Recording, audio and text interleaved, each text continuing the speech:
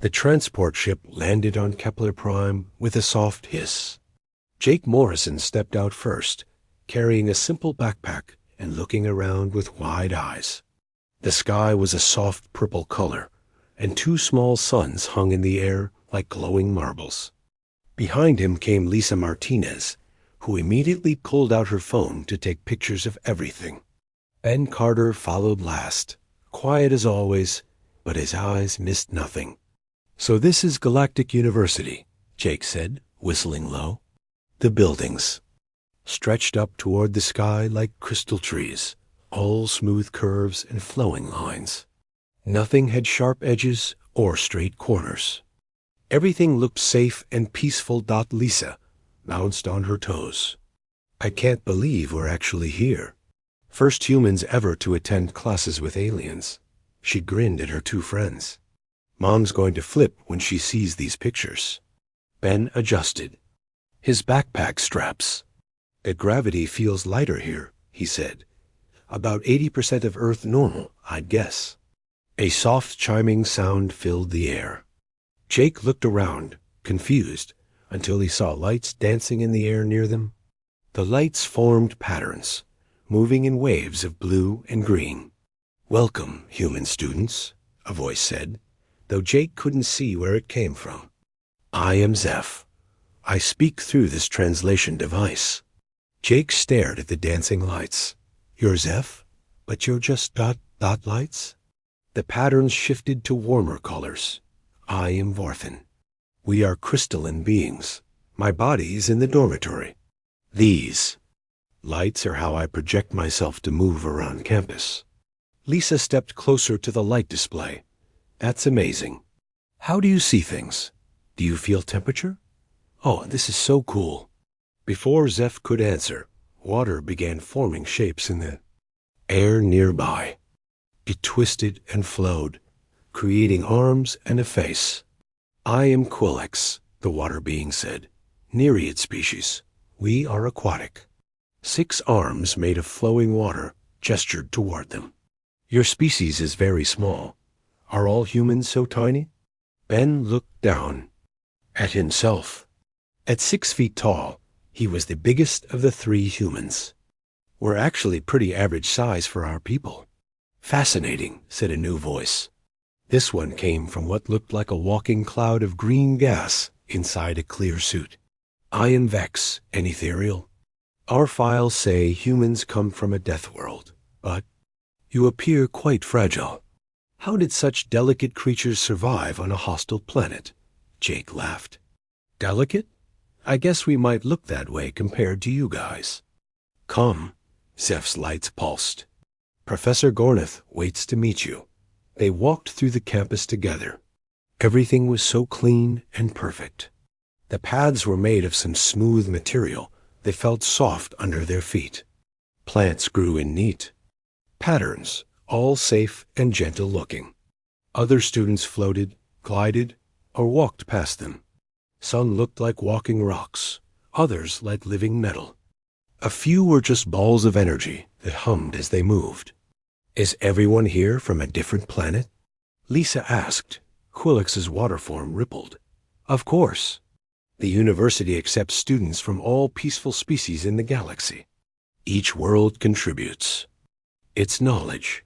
"What kind of world do you come from, Quillex?" Ben asked. "Ocean world Nereid. Warm waters, gentle currents, abundant food.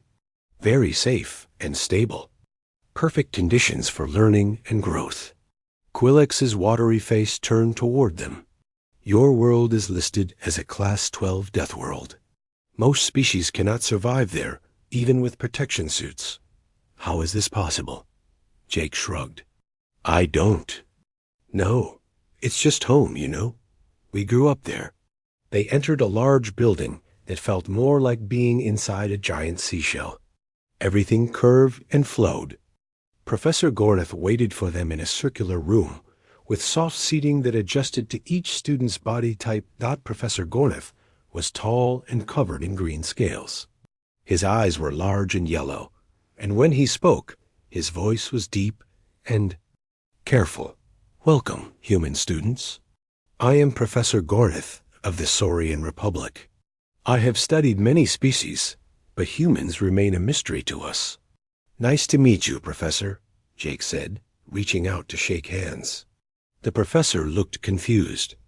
For a moment, then carefully touched Jake's hand with one clawed finger. Interesting. Your skin is very soft, yet your files say you can survive in extreme conditions.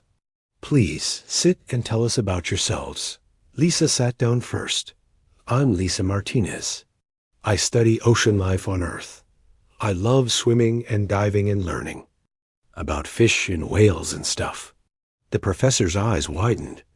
You enter the water with predatory creatures? By choice? Sure, it's fun. I mean, you have to be careful and know what you're doing, but the ocean is beautiful. Quillex's water form shimmered.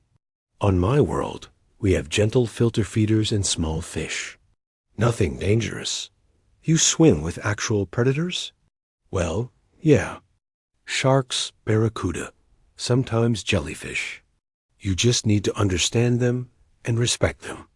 Ben spoke next. I'm Ben Carter. I study engineering. I want to design buildings and machines that can work in hard places. What kind of hard places? Professor Gornith asked. Oh, you know. Hot places, cold places, places with bad weather, or earthquakes, stuff like that. Vex's gas swirled in his suit. Earthquakes? Your planet's surface moves? Sometimes. The ground shakes and cracks. Buildings fall down if they're not built right. That's why we need good engineers. Jake grinned. I'm Jake Morrison. I study rocks and how planets work. Earth has lots of volcanoes and mountains and caves to explore. It's pretty awesome. Volcanoes? Professor Gornith leaned forward. Molten rock eruptions? And you explore these willingly? Well, not when they're actually erupting. That would be stupid. But yeah, volcanoes are cool. They tell us how the planet works inside. The alien students exchanged looks, or whatever they did to communicate confusion. Professor Gornith made notes on a floating device. Your assignment, the professor said slowly, will be to work together on a project about environmental adaptation. You will study how different species adapt to their home worlds. Perhaps you can help us understand how humans survived on such a dangerous planet. Zeph's lights pulsed in rapid patterns. This should be very educational. Our worlds are peaceful and safe. We have much to learn from each other. Totally, Lisa said, bouncing in her seat again. I can't wait to learn about your ocean world, Quillex. And Zeph, I want to know everything about how you see and think. This is going to be so much fun. Fun? Vex asked. You find learning dangerous? Jake laughed. No, learning is just fun. New things are exciting. The aliens looked at each other. Again, Professor Gornith made more notes. Classes begin tomorrow, the professor said. Tonight, rest and become familiar with the campus. The dining hall serves food suitable for all species. Your dormitory rooms have been adjusted for human requirements. As they left the building, Quillex flowed alongside them. Your species is very strange. You seem happy and relaxed, but you come from a world that would kill most of us. How is this possible? Ben thought about it. I guess we just don't think about it that way. Earth is dangerous sometimes, but it's also beautiful and full of life. We learn to be careful and work together. Work together? Zeph's lights dimmed with curiosity. Yeah, Lisa said. When things get tough, humans help each other. That's how we survive. On my world, Vex said quietly, we rarely face danger. We do not need to help each other survive. That sounds nice, Jake said, but maybe a little boring too. The alien students went quiet. They had never thought of safety as boring before. That night, in their dormitory, the three humans video called. Their families back on Earth. They showed them the alien campus and talked about their new friends. Be careful, Jake's mom said from Colorado. Don't do anything too dangerous. Jake laughed. Mom, this is probably the safest place I've ever been. Everything here is designed to keep everyone safe and comfortable. But as he said it, he realized something. Back on Earth, they had learned to find danger exciting and challenges fun. Here, where everything was safe, would they be bored? And what would their alien friends think when they learned more about human life? He fell asleep wondering what tomorrow would bring, and whether his new alien friends were ready to learn what life on a Deathworld was really like. The first week of classes was full of small surprises. Jake, Lisa, and Ben tried their best to fit in, but they quickly learned that what seemed normal to them was very strange to their alien classmates. It started in chemistry lab on the second day. Professor Gornath had assigned them to work in mixed groups. Jake found himself paired with Quillix and Vex, while Lisa worked with Zeph and a rock-like student named Corvin. Ben worked alone with a floating energy, being called Flux. Today, we will practice basic laboratory safety, Professor Gornath announced. Each species has different needs, so please be very careful with all equipment. Quillix picked up a glass beaker to measure some liquid. His 6 water arms were strong, but he was nervous. The beaker slipped from his grip and shattered on the floor. Oh no. Quillix gurgled, his water form turning darker with embarrassment.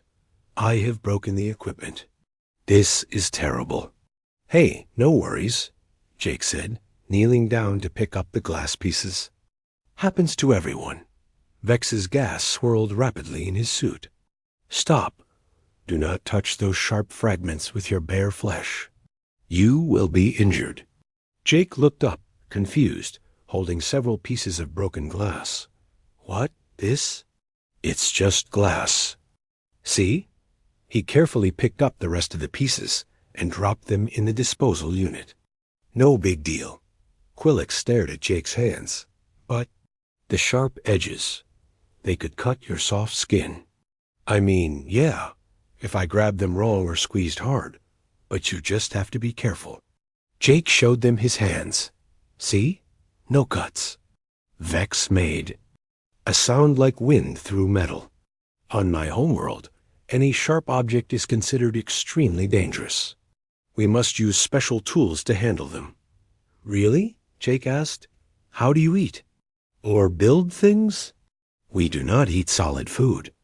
And our construction is done by specialized casts who train for many years in sharp object safety. In the next group over, Lisa was having her own strange conversation. She had accidentally knocked over a small container of water and was wiping it up with her hands. Zeph's lights flashed in rapid, worried patterns. Should we call for emergency cleanup? Uncontrolled liquids can cause contamination. Lisa laughed. It's just water. Look, all gone. She wiped her hands on her jeans. Corvin. The rock being made a grinding sound that might have been distress. You absorbed the liquid through your skin covering? Are you not concerned about bacterial contamination? From water? Nah, I'm fine. Back home, I swim in the ocean all the time. That's way dirtier than this. You immerse your entire body in unfiltered natural water? Corvin's voice sounded shocked. Without protection? Well, yeah. How else would you swim? The aliens in Lisa's group looked at each other with growing concern. Ben was having the most normal conversation, but only because Flux communicated through electrical pulses that Ben couldn't understand without the translation device. Still, when Ben casually lifted a heavy piece of equipment that was meant to be moved by 3 students working together, Flux's energy field flickered with surprise. Is this equipment broken? Ben asked. The anti-gravity assist isn't working. Professor. Gornath hurried over. The anti-gravity system is functioning normally. That equipment weighs approximately 40 kilograms. Ben shrugged. Oh, okay. It's not that heavy. He set it down gently. Should I wait for help moving it? You ... lifted 40 kilograms without assistance? Without mechanical aid? Sure. I carry heavier things when I'm camping. My backpack alone weighs about 20 kilos when it's full. Professor Gornath made rapid notes on his device. The other students in the lab had stopped their work to listen. The real shock came during their physical education class. Galactic University had a gymnasium designed to accommodate all species. The gravity could be adjusted, the atmosphere controlled, and the temperature kept perfect for everyone. Today we will practice basic physical coordination, announced Coach Thamai, a floating jellyfish-like creature. This is a simple obstacle course designed for beginning students. The course looked like a playground to the humans. There were low walls to climb over, balance beams to walk across, and some light weights to carry. The gravity was set to what felt like Earth normal. Zeph went first. His light projection moved carefully over each obstacle, taking several minutes. To complete the course, Quillex flowed around the obstacles slowly and carefully. Vex floated through in his containment suit, moving like he was afraid of everything. When it was Jake's turn, he jogged through the course like he was warming up for a real workout. He vaulted over the walls, ran across the balance beams, and carried the weights like they were empty boxes. He finished in less than half the time it had taken any alien student. Impressive speed, Coach Thymel bubbled. But you missed the safety protocols. You did not check each obstacle for stability before using it. Jake stopped jogging in place. Oh, sorry. They looked fine to me. Should I do it again? You assessed structural integrity while moving at high speed? How? I don't know. I just looked at them. They seemed solid. Lisa went next and did even better. She moved through the course like she was dancing, never hesitating or slowing down. When she reached the balance beam, she actually did a little flip in the middle of it. Are you trained in acrobatic safety? Coach Thymel asked. No, I just like gymnastics. Did it in high school. Lisa was breathing normally, not even winded. Ben completed the course carrying twice the recommended weight, just because he thought the regular weights seemed too light. After class, the alien students gathered around the humans in the locker room area. How did you move so quickly without fear? Quillex asked. Were you not concerned about falling or injury? I guess not, Jake said. I mean, it wasn't very high, and the obstacles were stable. But how did you know they were stable without testing them? Zeph's lights pulsed with confusion. Experience, I guess. I've climbed lots of things. You kind of learn to tell what's safe and what isn't. Vex's gas swirled slowly. On my world, we test everything multiple times before use. Safety protocols require careful analysis of all potential risks. That sounds really slow, Lisa said. What if you need to move fast? Like if there's an emergency? Emergencies are very rare on civilized worlds, Corvin explained. Most dangerous situations are prevented through proper planning and safety systems. But what if the safety systems fail? Ben asked. The aliens looked confused. Why would safety systems fail? They are designed not to fail. Everything fails sometimes, Ben said. That's why you need backups and backup plans. Your world must be very chaotic, Vex observed, if your safety systems fail regularly. Jake thought about that. I wouldn't say chaotic, just ... Unpredictable sometimes. Weather changes, equipment breaks, stuff happens. You learn to deal with it. That evening, Professor Gornath called the three humans to his office. The room was warm and comfortable, with soft lighting and gentle music playing. I have been reviewing your performance this week, he said, settling into his chair. Your abilities are ... unexpected. Are we doing something wrong? Lisa asked. Not wrong, exactly. But your physical capabilities exceed what our records suggested possible for your species. And your approach to risk assessment is very different from other students. Jake shifted in his seat. Different how? You seem comfortable with uncertainty. You make quick decisions without extensive safety analysis. You handle potentially dangerous objects without fear. Professor Gornath leaned forward. Tell me, is this normal behavior for humans? I think so, Ben said. I mean, we're probably not the most careful humans you could meet. But yeah, this seems normal to us. Where we come from, Lisa added, you have to be able to think fast and adapt. The ocean changes constantly. Weather changes. You can't plan for everything, but surely your world has safe zones? Protected areas where your young can develop without danger? Jake laughed. Professor, there's nowhere on Earth that's completely safe.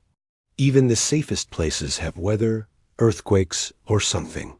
Kids learn to handle themselves pretty early. Professor Gornath made more notes. Fascinating. And you consider this normal? Well, yeah. How else would it work? The professor was quiet for a long moment. Class tomorrow will be in the environmental simulation chamber. We will be studying different planetary conditions. I think this will be very educational for all of us. As they walked back to their dorm, the three humans talked about their day. Do you think we're scaring them? Lisa asked. Maybe a little, Ben admitted. They seem to think we're either really tough or really reckless. Jake grinned. Maybe we're both, but they're nice, and they're trying to understand us. That's what matters. None of them realized that word was already spreading through the university about the strange human students who seemed to have no fear and no understanding of proper safety protocols. Professor Gornath's notes were being shared with other faculty members, and everyone was beginning to wonder what kind of world could produce such unusual beings. Tomorrow's class in the environmental simulation chamber would provide some answers. But they would be answers that would surprise everyone, including the humans themselves. The environmental simulation chamber was the pride of Galactic University. It could recreate the conditions of almost any known planet, allowing students to experience different worlds safely. Professor Gornath led the mixed group of students into the chamber with obvious excitement. Today, we will experience a moderate challenge environment, he announced. I have programmed the chamber to simulate a temperate forest world, similar to the safer regions of several garden planets. The alien students began putting on their environmental suits. The suits were bulky and covered their entire bodies. With built-in air supplies, temperature controls, and protective armor. Jake, Lisa, and Ben stood watching their classmates suit up.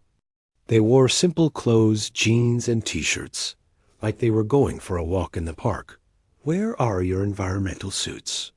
Quillex asked, his voice muffled by his aquatic breathing apparatus. We don't have any, Lisa said. Professor Gornath said this was going to be like a forest. We don't need suits for forests. Zeph's lights flickered through his suit's transparent sections. But the atmospheric composition will be different.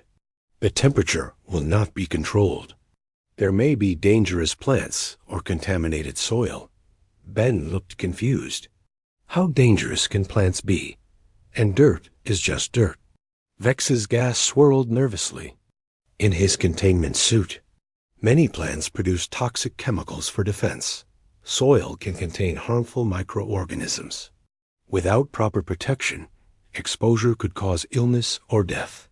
Really? Jake asked. What kind of plants? Any plant species you're not familiar with could be dangerous, Professor Gornath explained. They may have thorns, toxic sap, allergenic pollen, or other defense mechanisms. Okay, Jake said slowly. But how do you learn about plants if you can't get close to them? Through remote sensing and careful sample collection by trained specialists. The chamber began to change around them. The walls disappeared, replaced by what looked like a beautiful forest. Tall trees reached toward a blue sky Sunlight filtered through green leaves, and soft grass covered the ground. A gentle breeze carried the scent of flowers and growing things. The alien students moved carefully into the environment, their instruments beeping and scanning constantly. They stayed in a tight group, testing each step before they took it. Humans walked into the forest like they were coming home. "Oh, wow," Lisa breathed, reaching out to touch the bark of a nearby tree. "This is beautiful. The detail is incredible." Quillix's suit sensors started beeping rapidly. "Warning! The human is making direct contact with unidentified plant matter." Lisa looked back at them, her hand still on the tree. "It's okay. It's just an oak tree, or something like an oak tree. See the leaf shape?" She picked up a fallen leaf and held it out to them. The alien students backed away from the leaf like it was on fire. "Lisa," Professor Gorneth said carefully, "please do not handle unknown organic matter without proper safety equipment." "But it's just a leaf. Look, it's not even a dangerous kind." She crushed the leaf between her fingers, releasing its green scent. "Smells good, too." Ben had wandered over to a small stream that bubbled through the forest. He knelt down and cupped some water in his hands, sniffing it. "Ben, no," Vex called out. Unfiltered water could contain countless pathogens. Ben looked up, water still in his hands. "It smells clean. Probably tastes good, too." He started to bring the water toward his mouth. "Stop." Professor Gorneth's voice was sharp with panic. "Do not consume unprocessed environmental liquids." Ben lowered his hands, looking puzzled. "Why not? It's just stream water." "I drink from streams all the time when I'm hiking." "You consume untreated." "Water from natural sources?" Corvin's rocky voice sounded horrified. "Without purification? Without testing for contaminants?" "Well, yeah. I mean, you have to know what to look for. This water is moving fast. It's clear. It doesn't smell bad. It's probably fine." Jake had found something that interested him even more. A bird had landed on a branch near his head, a small brown creature with a cheerful song. "Hey there, little guy," Jake said softly, holding very still. The bird hopped closer to him, tilting its head curiously. "Jake," Zeph's lights pulsed frantically. "Move away from the fauna. Unknown animals may carry diseases or exhibit aggressive behavior." "Aggressive?" Jake glanced at his alien friends. "It's tiny, and it's not showing any threat signals. Look at its body language." The bird chirped once and flew away. Jake watched it go with a smile. "How did you assess its behavioral patterns so quickly?" Professor Gorneth asked, making rapid notes. "I don't know. Experience, I guess. I've been around birds my whole life. This one was just curious, not scared or territorial."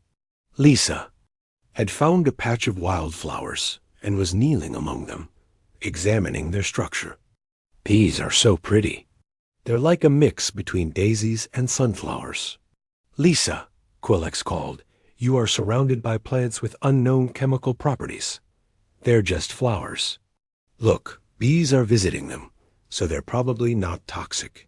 She pointed to several small insects moving from bloom to bloom. "The ecosystem looks healthy." "Bees?" Vex asked. "Flying insects that collect nectar from flowers. If they're healthy and active, it usually means the plants are safe." "You determine." "Plant safety by observing insect behavior?" Professor Gorneth's voice rose with surprise. "Sometimes. It's one indicator. You look at lots of things together to get the full picture." Ben had moved deeper into the forest and found something that made him call out excitedly. "Hey guys, come. Look at this." The humans walked over to where Ben stood beside a rocky outcrop. The aliens followed much more slowly, their sensors working overtime. "Look at these rock formations," Ben said, running his hands over the stone. "This is sedimentary limestone, probably formed when this area was underwater millions of years ago. See these fossil patterns? He pointed to faint shapes in the rock. Ancient sea creatures. This whole area used to be an ocean floor. You can determine geological history through visual examination? Corvin asked. Sure. The rock tells a story if you know how to read it. These layers show different time periods, and these fossils tell you what kind of environment existed when they were alive. Professor Gornith stopped taking notes and just stared. You extracted complex geological and biological history from casual observation? It's not that complex once you understand the basics. Earth has lots of exposed rock formations like this. You learn to read them. Your world exposes ancient rock formations on the surface? Without protective barriers? Well, yeah. Mountains, canyons, cliffs, beaches. Rock is everywhere. And you interact with these formations directly, without protective equipment? Jake laughed. How else would you study them? I've climbed rocks, spelunked in caves, hiked through canyons. It's the best way to understand geology. The alien students looked at each other through their suit helmets. Their translation devices were working overtime to keep up with concepts that didn't exist in their languages. Let me understand this correctly, Professor Gornith said slowly. On your world, you regularly consume untreated water, handle unknown plant matter, interact with wild animals, and climb on unstable rock formations? They're not unstable if you know what you're doing, Ben protested. And it's not really unknown plant matter, Lisa added. You learn to identify plants that are safe and plants that aren't. But how do you learn without being injured by the dangerous ones? Quillex asked. Well, sometimes people do get hurt, Jake admitted. That's part of learning. But mostly, older people teach younger people what to watch out for. Your species learns safety through injury? Vex's gas swirled rapidly. Not exactly. More like, we learn to be careful by understanding what the real dangers are. And we learn that most things aren't as dangerous as they first appear. But some things are more dangerous than they appear, Lisa said. That's why you have to pay attention. And think about what you're doing. Professor Gornith set down his recording device. I need to ask you something directly. What you are describing as normal life on your world sounds like an endless series of survival challenges. How does your civilization function? How do you have time for art, science, or philosophy when you must constantly fight for survival? Ben looked surprised. We're not constantly fighting for survival. We just live. Yeah, there are challenges and risks, but that's normal. You deal with them and move on. And the challenges make life interesting, Jake added. If everything was perfectly safe all the time, wouldn't that be kind of boring? The alien students went very quiet.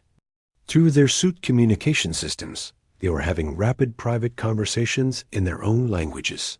Boring? Zeph finally asked. You consider safety boring? Not boring exactly, Lisa said, trying to find the right words. But limited?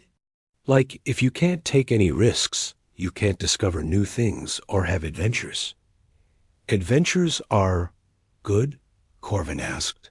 Adventures are great. They're how you learn about yourself and the world around you. Professor Gornith looked around. The simulated forest where the humans were standing comfortably without any protection while his other students huddled in their safety equipment. I think, he said slowly, we need to have a much longer conversation about life on Earth. What you consider normal appears to be extraordinary by galactic standards. Really? Jake asked. But this is such a peaceful, safe place. Compared to Earth, this is like paradise. Word about the human students had spread throughout Galactic University like wildfire. Dean Thessarian, a proud official from the hegemony worlds, called an emergency meeting with Professor Gornith and the department heads. These claims about human capabilities are obviously exaggerated, Dean Thessarian declared, his scaled hide shifting colors with agitation. No species could survive the conditions described in these reports. The humans are clearly embellishing to impress their classmates. Professor Gornith shifted uncomfortably in his chair. Dean, I have observed their behavior directly. They show no few responses to situations that would terrify most species. Observed behavior is not the same as actual capability, the Dean snapped. Any species can appear brave in a controlled simulation. I want these humans tested under real conditions. Dr. Velthick, the university's chief medical officer, leaned forward. Dean, if the humans are exaggerating, such a test would prove it safely. But if they are not exaggerating, then we will learn something valuable about a new species, Dean Nessarian finished. I want them tested in the advanced simulation chamber. Set it for a moderate survival scenario. Nothing that would actually harm them, but challenging enough to reveal their true capabilities. Professor Gornith felt uneasy. Perhaps we should ask the humans first. Absolutely not.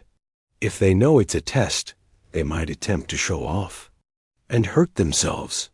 We'll present it as a routine exercise. The next morning, Jake, Lisa, and Ben arrived at their regular classroom to find Professor Gornith looking nervous and distracted. Today, we will have a special learning experience, he announced to the mixed group of students. The advanced simulation chamber will allow us to study crisis response and problem solving under pressure. Zeph's lights pulsed with concern. Will this be dangerous? Should we bring emergency equipment? The chamber has multiple safety protocols, Professor Gornith assured them. You will all be monitored constantly, and the exercise can be stopped at any time. The advanced simulation chamber was much larger than the basic one they had used before. It was designed to test graduate students and professional responders. As they entered, the humans looked around with interest while the alien students checked and rechecked their safety equipment. The scenario is simple, Professor Gornith explained, his voice being broadcast from outside the chamber. You are researchers on a newly discovered planet. Your transport has malfunctioned, and you must survive until rescue arrives. You have basic supplies and your knowledge. Work together to ensure everyone's safety. The chamber transformed around them. They stood in a rocky landscape under a reddish sky. The air felt thin and dry, and the gravity was slightly higher than normal. Scattered around them were pieces of what looked like a crashed vehicle, and some supply containers. The alien students immediately began checking their environmental readings and setting up safety perimeters. Their suits were working harder now, compensating for the challenging atmosphere. Jake, Lisa, and Ben looked around with calm assessment. Okay, Jake said, taking a deep breath. Air's thin, but breathable. Feels like we're at altitude, maybe 8,000 feet. The rocks look volcanic, should be stable. Temperature's dropping, Ben observed, checking the sky. Looks like we'll have night soon. We need shelter and heat. Lisa was examining the scattered supplies. We've got some food, basic tools, and what looks like emergency equipment. Not bad for a survival scenario. Quillex approached them cautiously in his bulky suit. Are you not concerned about atmospheric contamination? Unknown. Pathogens? Dangerous wildlife? I don't see any wildlife yet, Lisa said, scanning the horizon. And the air smells clean. No signs of major contamination. You are assessing air quality by smell? Vex asked, his gas swirling anxiously in his suit.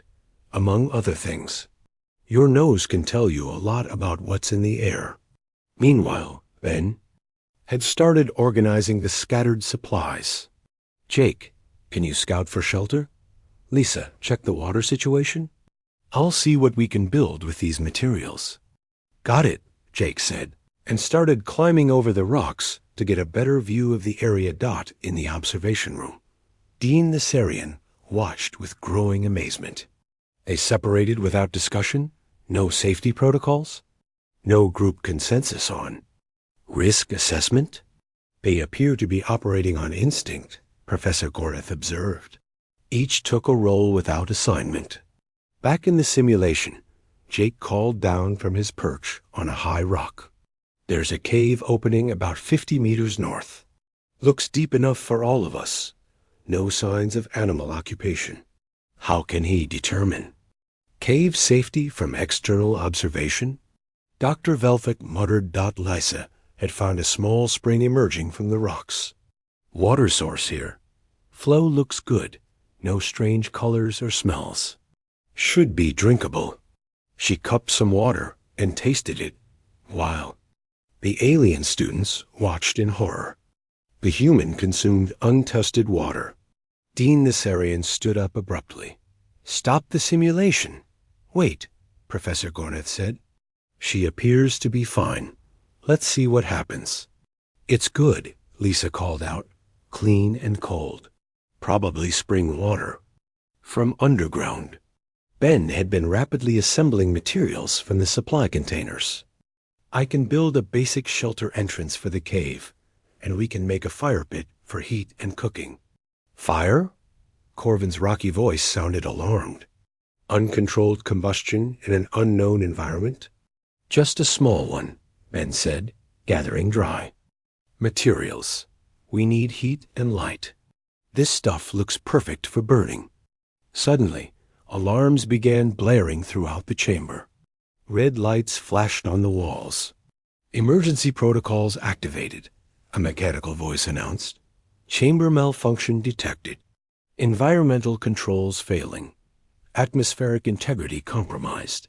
The simulation that had been designed to challenge students suddenly became genuinely dangerous. The thin air became thinner, and the temperature began dropping rapidly. Toxic gases started seeping into the environment as the safety system struggled and failed in the observation room. Panic erupted. Get them out, Dean Nessarian shouted.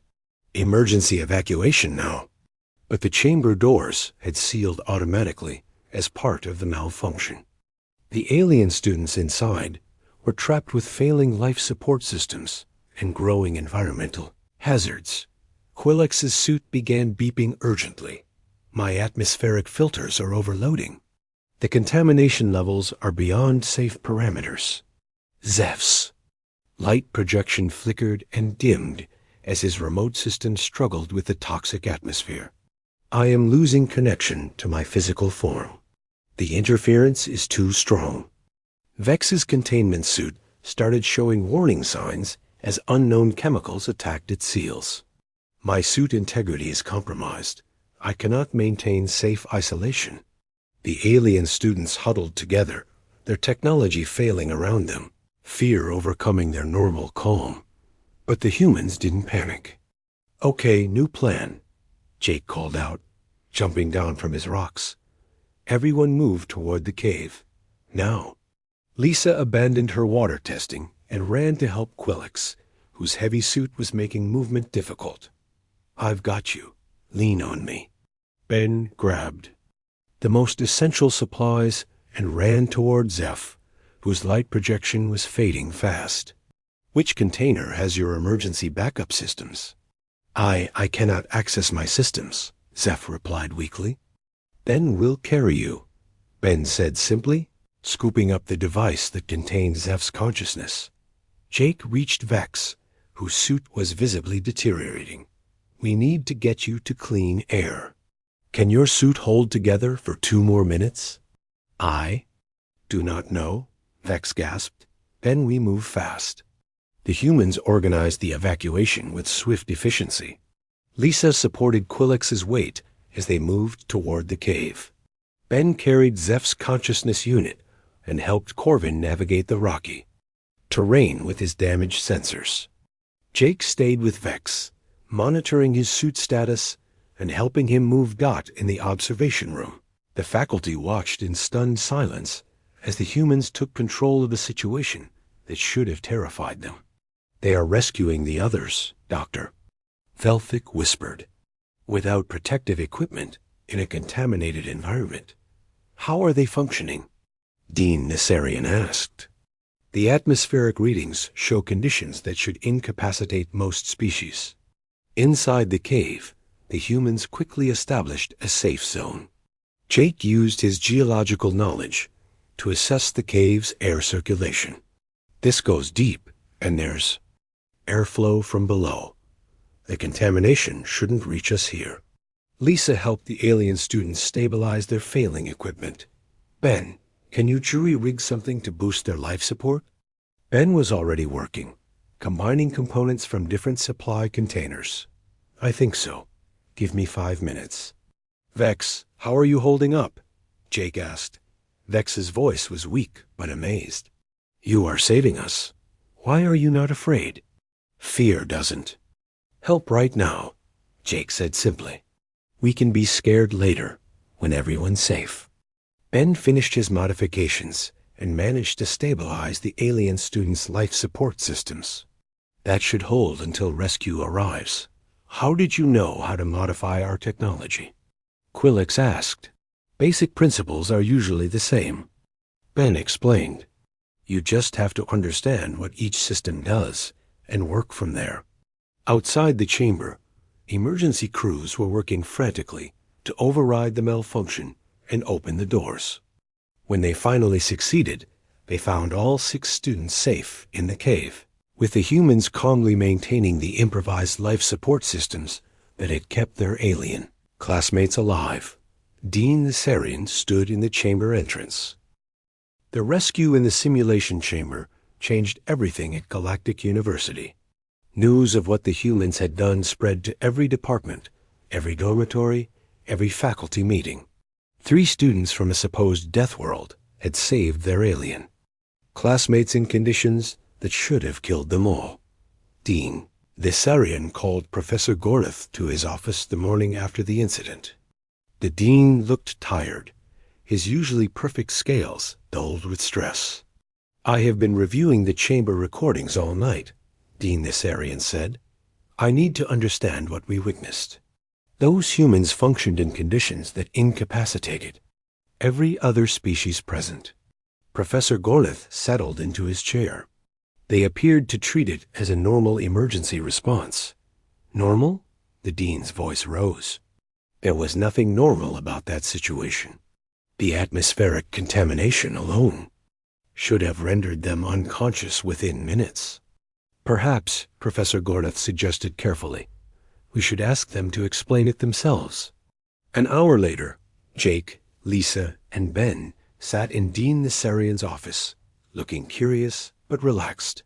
Their alien classmates were there too, though they seemed more nervous than the humans. We want to understand what happened yesterday, Dean Nessarian began. Your response to the emergency was ... unprecedented. Jake shifted in his chair. It was just an emergency. We did what needed to be done. But how did you know what needed to be done? You had no training for that specific situation.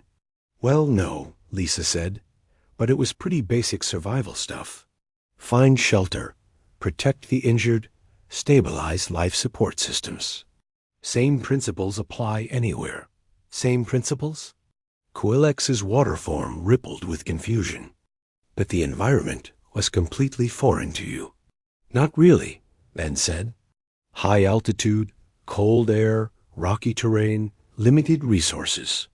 It's like camping in the mountains, except with alien technology instead of human gear. Zeph's lights pulsed.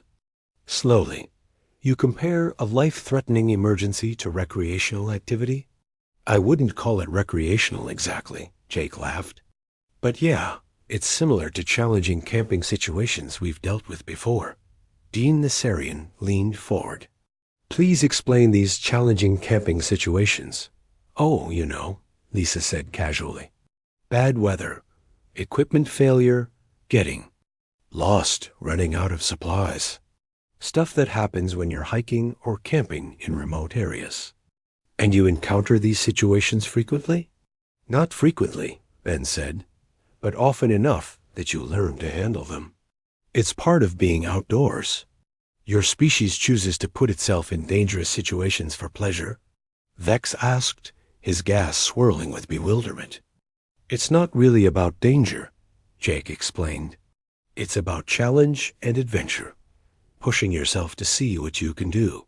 And it's fun to explore new places." Professor Gornath had been taking notes rapidly. "When you say new places, what exactly do you mean?"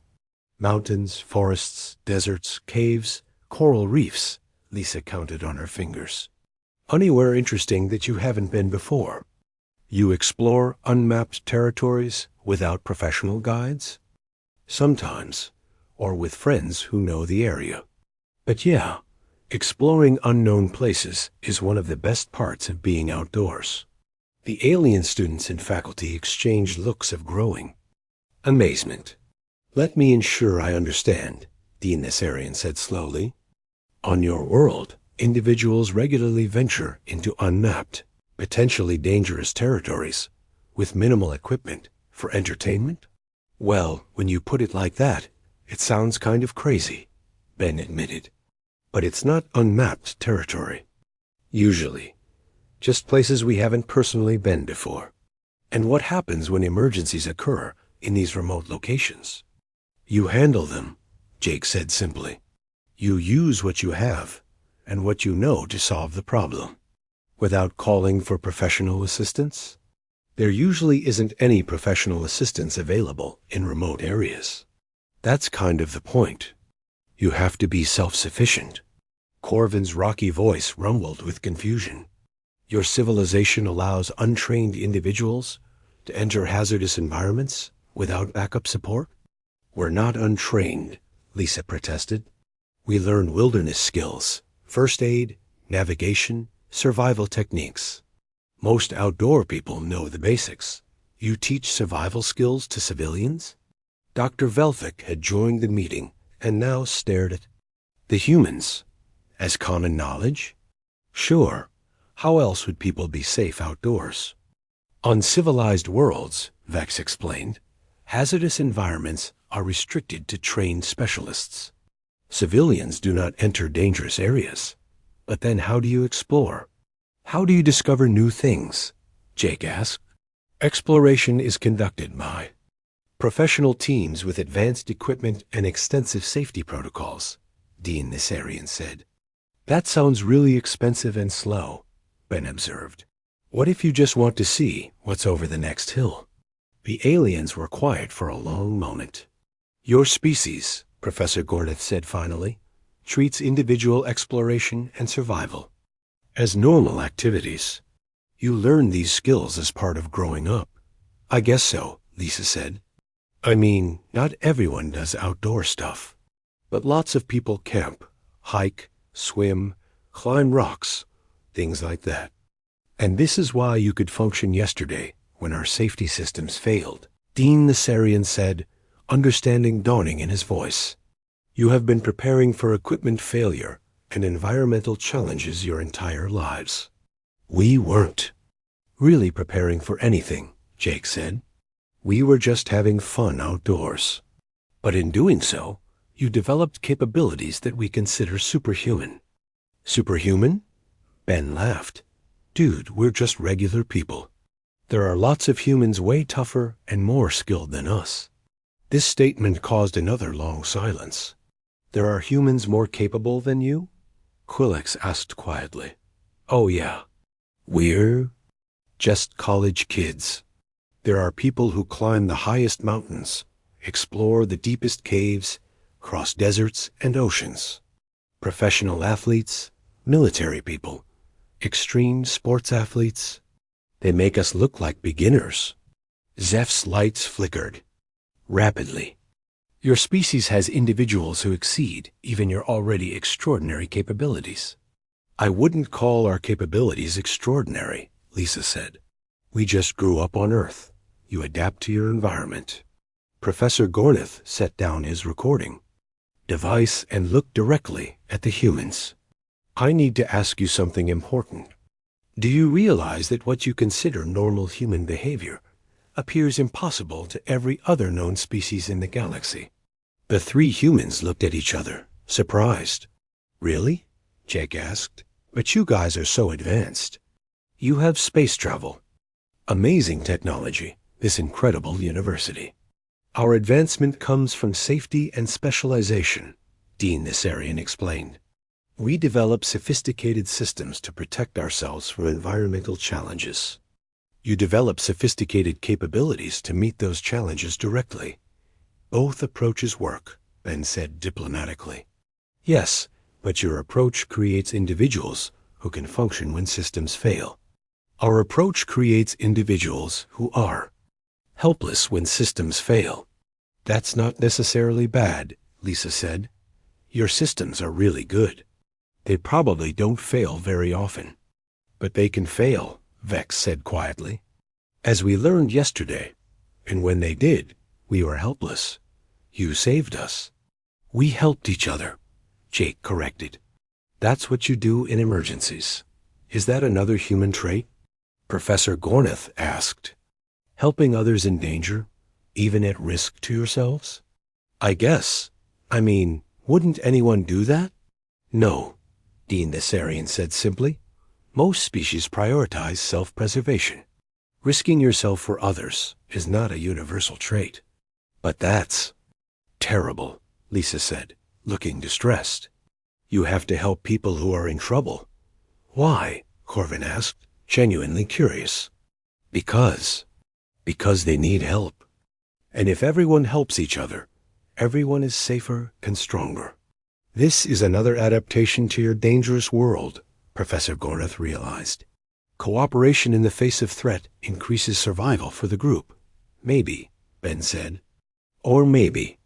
We just don't like to see people suffer when we can do something about it.